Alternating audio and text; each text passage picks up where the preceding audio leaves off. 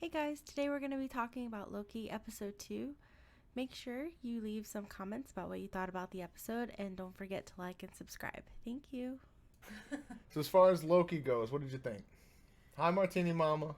Hey, what's up? Oh, look at that. She's got a subscriber badge. Look at that. If you subscribe to our channel, you can get a badge just like that.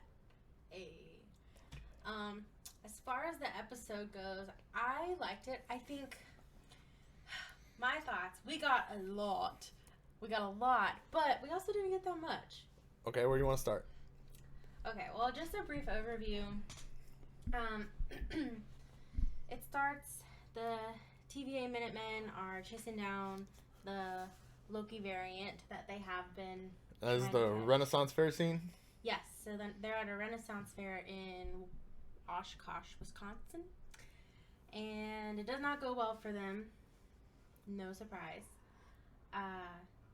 So then they've decided to bring Loki in to help. Now, what did you think about this scene? Especially, I might have missed some stuff in here, so I'm going to kind of fast forward because it pertains to now. At the end of this episode, they taught when the female Loki. Spoiler alert, by the way. When the variant Loki comes in and, enchants people, I guess they called it. Mm-hmm. You know what I mean? She says most of the time it doesn't kill them. But here at this scene at the beginning, we see her enchant a couple of these guys. Now, they drop, whatever. But then it flips to them resetting without even checking to see if these Minutemen are alive. I just wanted to point that out. Harsh.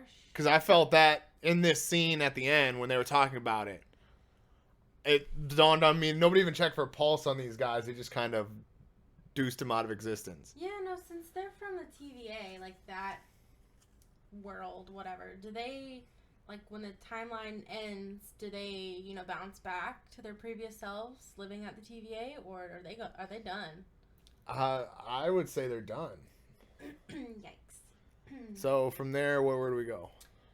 From there, Loki's doing these training videos with a little... It looks like a little coin. Oh, the little... Oh, it's a time. It's a clock. Yeah, the little, Minuteman... Clock person. And he asks, are you real? Or are you a video? Kind of gave you Disney, Warner Brothers vibes, where it was like a logo, but it was, animated. Yeah, and he called it TVA propaganda, and that's exactly what it was. Yeah. They were saying stuff like, a Nexus event leads to the destruction of the, what is it? The Supreme Timeline? What was it? Now, the Sacred Timeline. We heard Nexus in WandaVision for a split second. We did, which I was going to bring that up in a minute. But yeah, Nexus. It's this word that keeps coming up. A Nexus being is a very powerful being. So I think we're going to be hearing more about that. Now, I guess that's a good question. In WandaVision, we saw the pill that was a Nexus, right? It was the pill ad. Yeah. And from here, from the comic books, we assume, the Nexus is one of these humans that are only, you know what I mean? But when you reach a Nexus event, does that when these Nexus beings cross over? Or is a Nexus in the MCU just the event itself and not the people? You get what I mean? Yeah, right. Because in the comics, there were what's called Nexus beings who can exist as the same being in multiple timelines. Right. But as far as what the MCU is doing, I'm not sure if it's the beings or the event, which the event would be, if these branches hit the red line. And start crossing? Yeah. Okay. So where do we go from there? Oh, shit. So he's watching his propaganda videos, learning about Nexus events and what the TVA thinks is bad. According to the TVA, if you trust the TVA, which I'm suspect to trust them, but if you trust the TVA, then these red lines, these branches are bad and they will destroy reality as you know it. And so I don't think Loki's buying that. I don't think he trusts the TVA, but it does seem like he's trying to get in their good graces because he wants an audience with the timekeepers. Yes. And I don't necessarily know if he wants an audience. I don't necessarily know if he believes in the timekeepers. He wants to know more about He it. wants to know who's running the show. Yeah, he wants to because know he wants to be the one running the show. Yeah, how does he get where they are so he can, he's probably going to want to try and take over. Right. And to an extent, like, I feel like him and Mobius are kind of connecting on a level. And I also feel like Mobius doesn't necessarily believe what the TVA is doing. But while we're on that topic, I really like the judge character or whatever the hell she is. The gatekeeper or whatever. Yeah.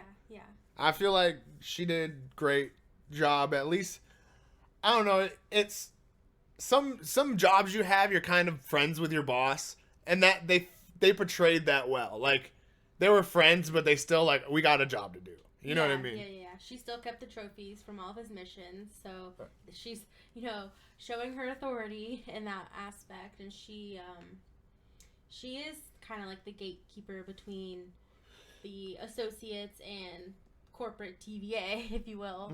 Do you think she knows what the timekeepers are?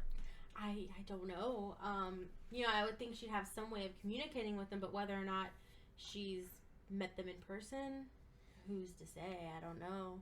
Now, in what universe is there no timekeeper?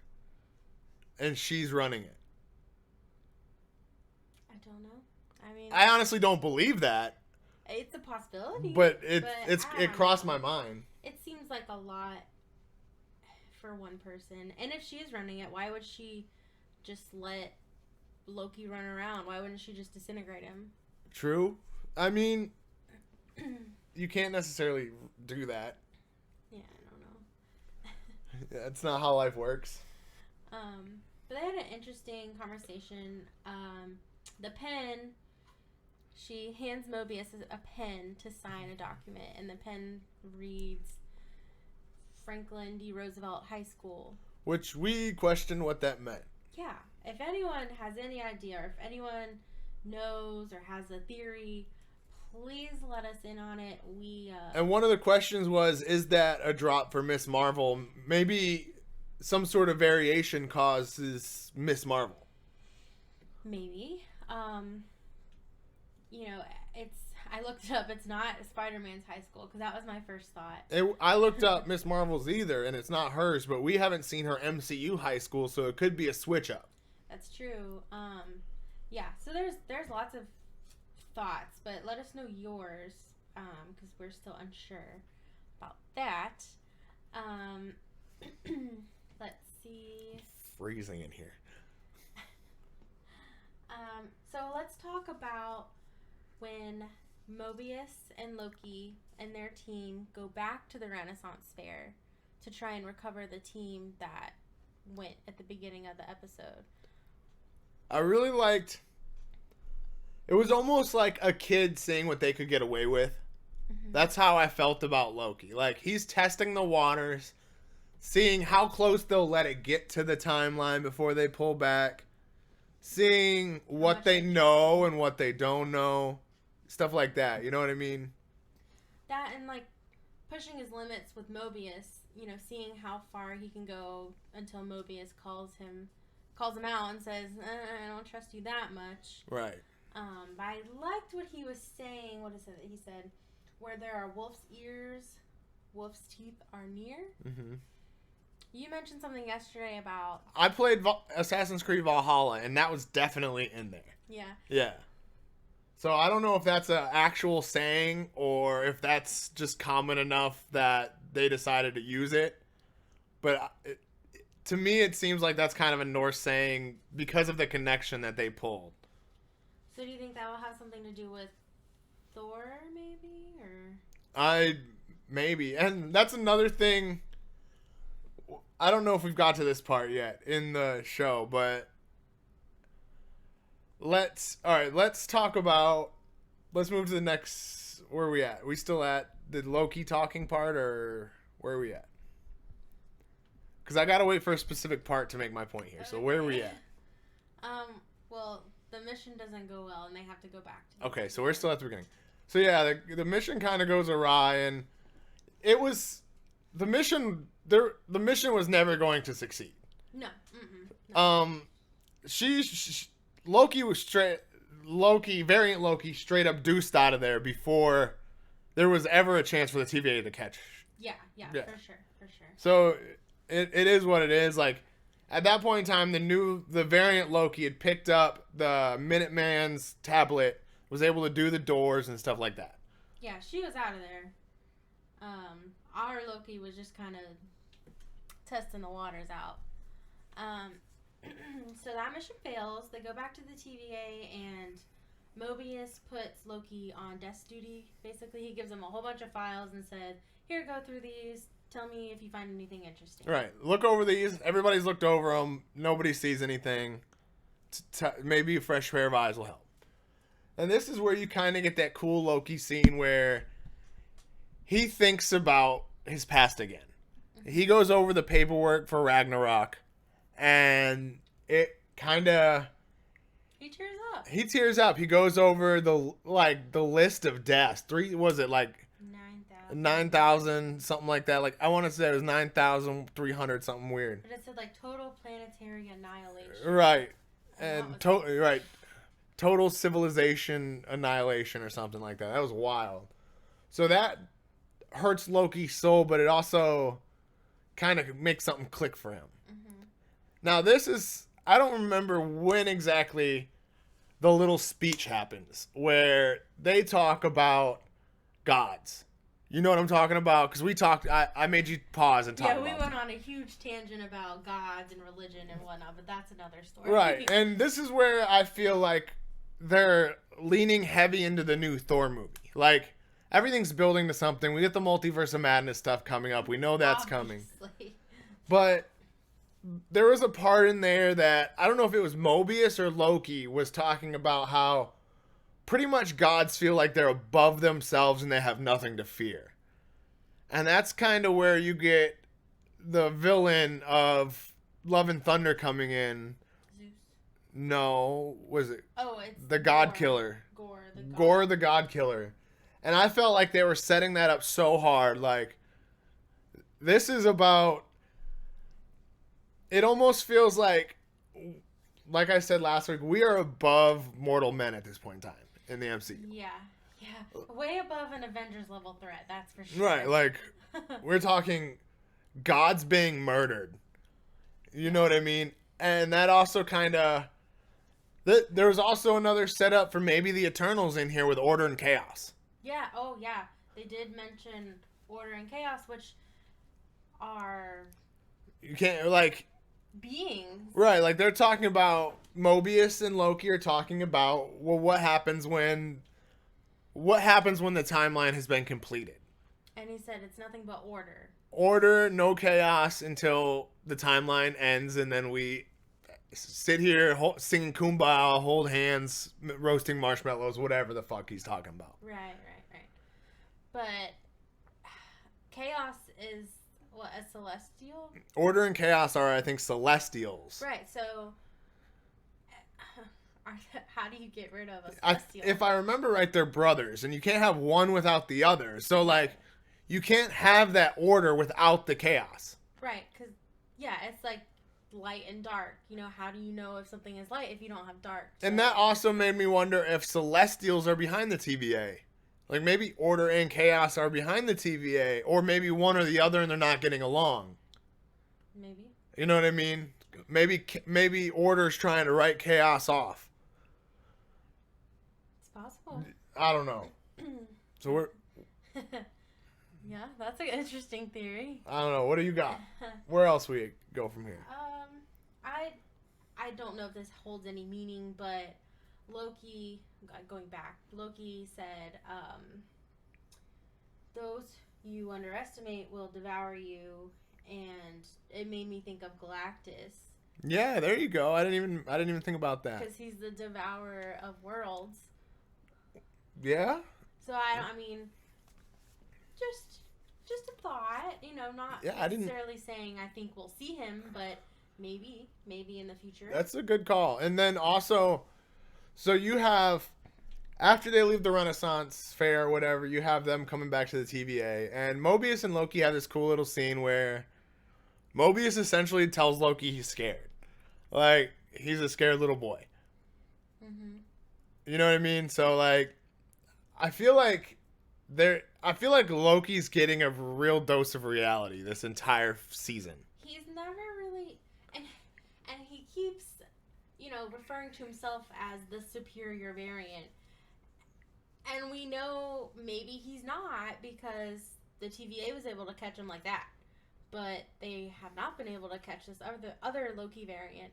So I think he's really struggling with not being, superior and, Right. He's always kind of had that, like, need to prove himself, and now he kind of feels inadequate. Right.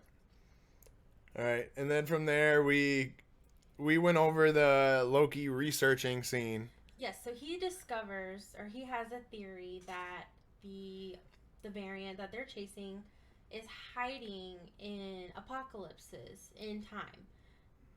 Because he's hiding there because he can do whatever he wants and it's not going to count as a variance because everybody's going to die anyway. So there's no evidence that he was there messing with the timeline.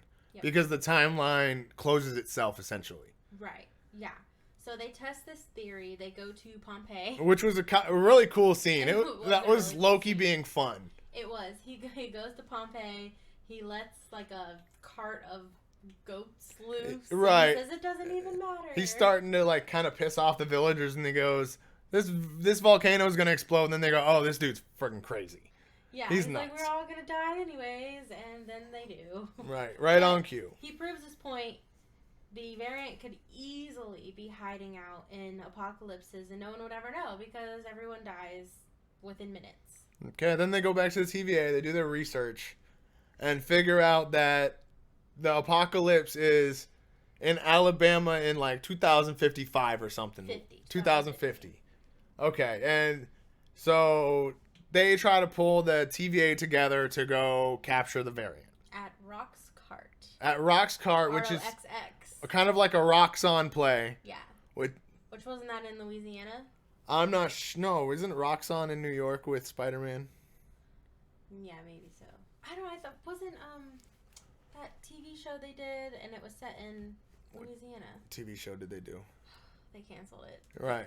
If you're talking about one of them Netflix shows, they don't count. It wasn't Netflix. Talking about one of them freeform shows. Cloak and Yeah, I Dagger. don't count. Okay, anyways. Cloak and Dagger ain't MCU. Anyways, we see a possible It's not Roxxon. canon. A Roxxon reference there. So they're in this supermarket. Yeah, this big old Walmart looking store.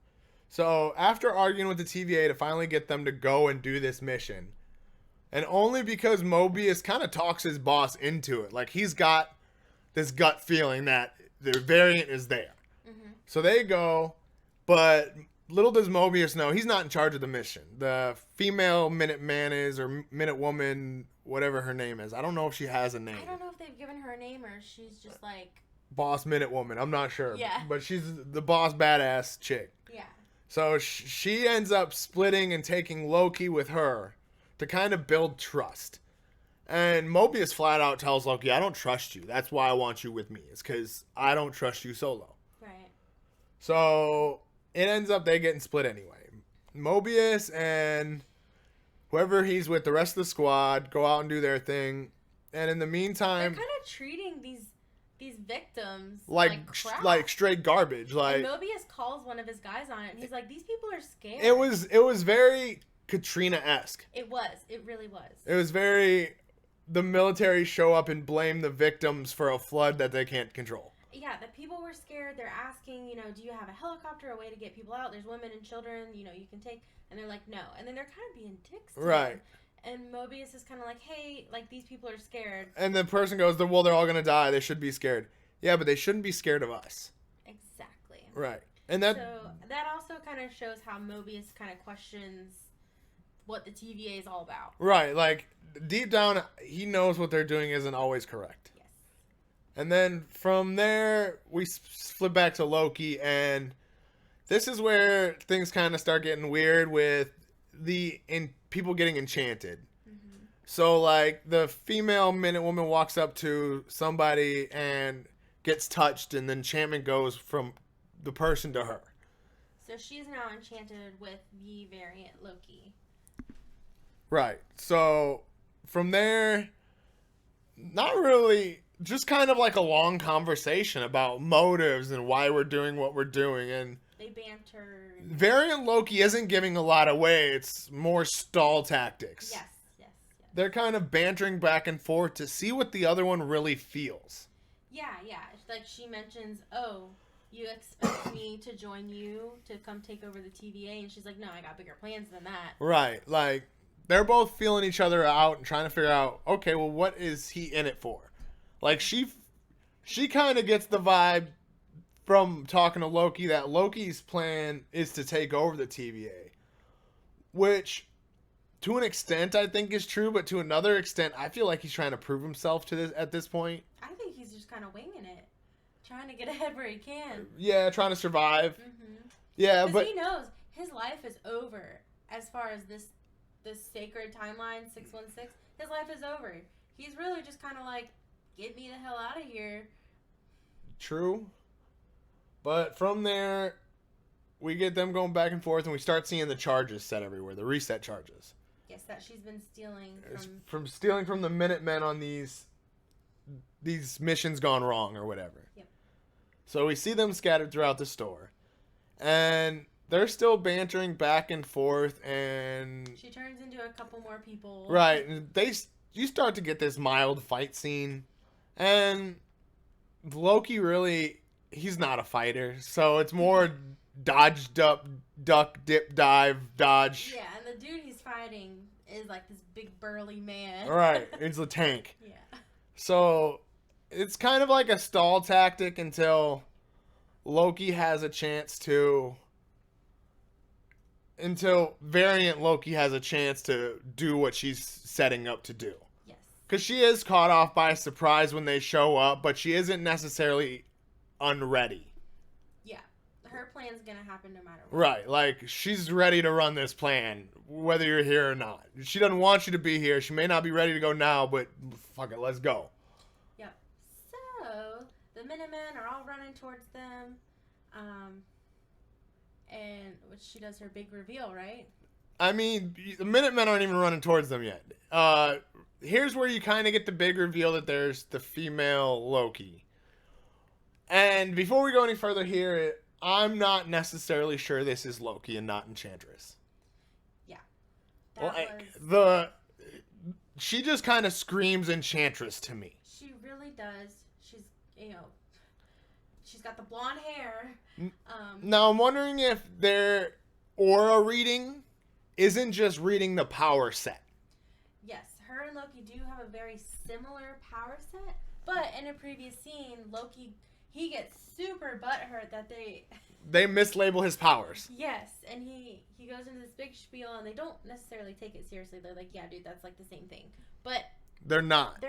They're not the same powers. And I think that was the clue that this isn't Loki, was this variant can't replicate herself.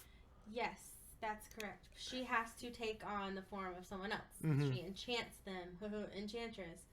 So... And I also feel like that's a big Enchantress call, is she's enchanted everybody. Mm-hmm. And then the little crown she wears kind of screams Enchantress to me too. Yeah, definitely. Could scream Loki, but I mean, Enchantress has a crown too, so. Right. So from there is when she makes her getaway. She sets all the resets off, and you think she's about to blow this store up, but that's not the case. She jumps into a portal. Before she jumps into the portal, she opens all these doors for these reset charges and drops them in the timelines. Yes, hence.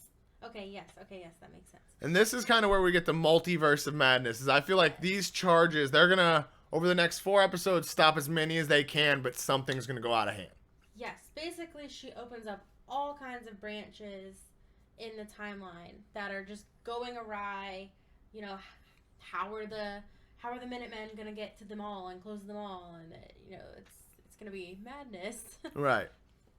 So from there, she leaves through the portal. She opens the door, whatever it's called, the magic door. Woo! And she goes through. And then this is where you see the Minutemen come hauling. Loki half stops her.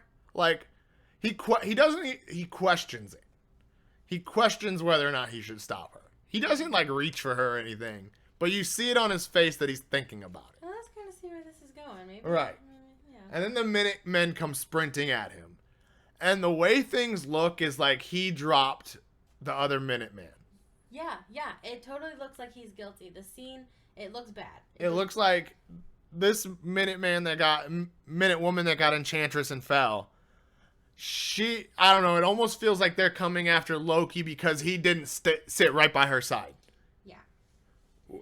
So he hauls butt through the portal.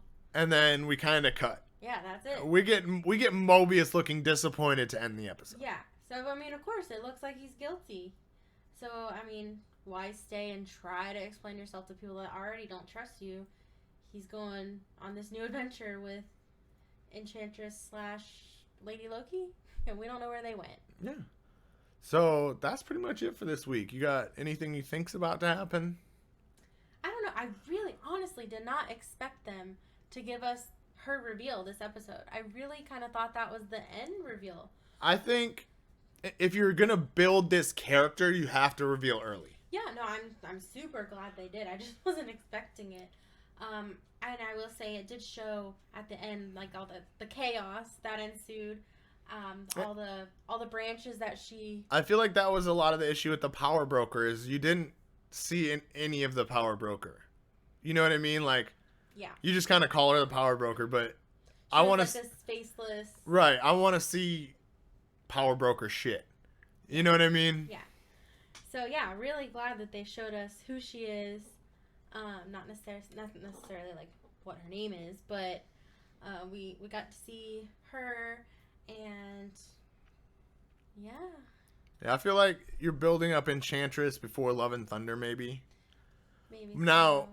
Or even like, doesn't she have beef with Doctor Strange? I'm not 100% sure. I don't know. In the Lego game, she does. All right. In the Lego game, she does. But yeah, I mean, definitely, we can see where this obviously leads into Multiverse of Madness. And sure. Love and Thunder. Yes. But definitely all the redlining branches, Multiverse of Madness. And we might have even got some Eternal stuff in here. Yeah. Yeah, I mean, the interview with Kevin Feige said that this was going to be the one that affected the future of the MCU the most. So, really excited. Now, what are your thoughts on... All right, let's get into other MCU stuff that I heard this week. Okay, go ahead. New Black Panther movie, Mariner is confirmed villain. What's your thoughts? Mariner? Yep. I'm excited. We kind of had the thought that he would because of the what was it in Endgame when Okoye comes to Black Widow and says, "Oh, there was an earthquake in the ocean." Yeah, that was when they were all doing the video call. Yeah. Kind of checking in. She was like, "There was an earthquake along the African fault line or something like that." Mm-hmm. Now, how do you feel about for setting up Mariner or Namor, the Submariner? Is it Submariner or is it Namor? Namor's his name. Okay. Namor the Submariner. Gotcha.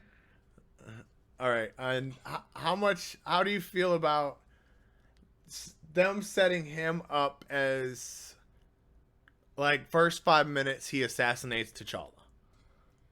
I mean, unfortunately, it's gotta happen. I feel like that's what's gonna happen. Yeah, I mean, I'm not sure how they're gonna address it. I kind of thought they might have at least hinted at it in Falcon and the Winter Soldier, but they didn't. So And they've always had, in the comic books, they've always had like a beef, like a deep hatred. Yeah, there's definite history there. So I mean, yeah, they could definitely do it that way. Okay. I don't know. I'm very interested to see how they do it, and also very sad. But, yeah. Okay. Excited to get a new character. Sad to have lost one, but yeah. Any other thoughts? I think that wraps it up for Loki chat.